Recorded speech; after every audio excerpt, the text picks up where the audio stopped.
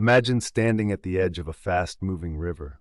The water rushes past, sometimes gentle, sometimes wild, carrying stories and secrets. That's what a good conversation should feel like: effortless, dynamic, alive. But how do we create such a flow in our dialogues with others? That's what we're diving into today.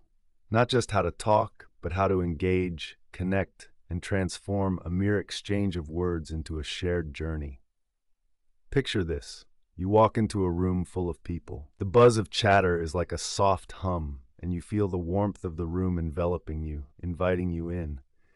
You take a deep breath, and here's the first step: your body language. It speaks volumes before you ever utter a word. Stand tall but relaxed. Open your stance, uncross your arms, and smile genuinely. You're a lighthouse, not a fortress. People are drawn to warmth and openness, not defenses. As you approach someone, listen with your eyes. Notice the subtle tilt of their head, the brightness or shadow in their eyes, the way their mouth curves as they speak. We communicate so much more with our faces than with our words.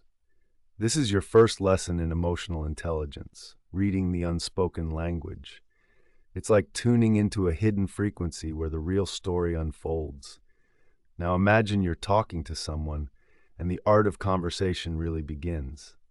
The secret is in the dance, give and take, speaking and listening. Like a waltz, there's rhythm and grace to it. When someone shares something, don't just wait for your turn to speak. Be present. Let their words wash over you like a gentle breeze. Feel their emotions, echo them back.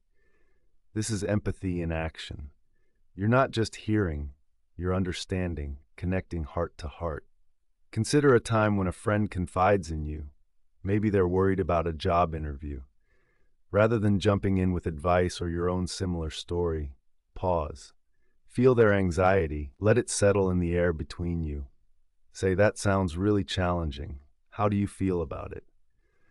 This simple act of reflection shows you genuinely care, making them feel seen and understood.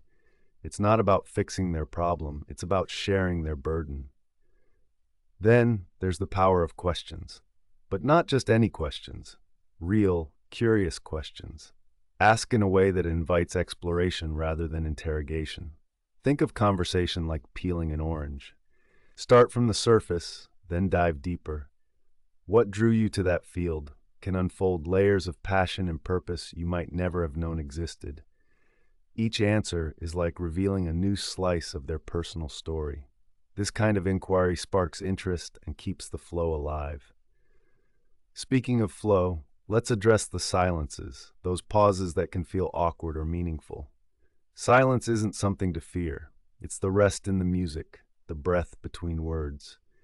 Sometimes, it's in these quiet moments that the most profound connections are made. It gives both you and your partner time to reflect, to feel, to be. Embrace it as part of the dance rather than a misstep. In this river of conversation, confidence is your vessel. It's not about dominating the dialogue, but steering it with ease and assurance. If you're passionate about a topic, let your enthusiasm bubble up like champagne. Passion is infectious. But remember, confidence also means being secure enough to admit uncertainty, to say, "I don't know, but I'd love to find out." Vulnerability is powerful. It builds trust and invites others to share more openly. When you speak, be mindful of your tone. Your voice is an instrument. It can soothe like a lullaby or incite like a battle cry. Use it wisely. Softness can convey understanding, while a firm tone commands attention.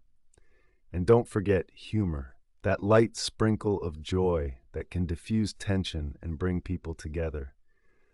A well-placed joke or a shared laugh can be like a ray of sunlight breaking through a cloudy conversation. Finally, think about framing your words for persuasion. It's not about manipulation, but guiding a narrative that resonates. Use stories, metaphors, vivid imagery to paint a picture rather than present facts.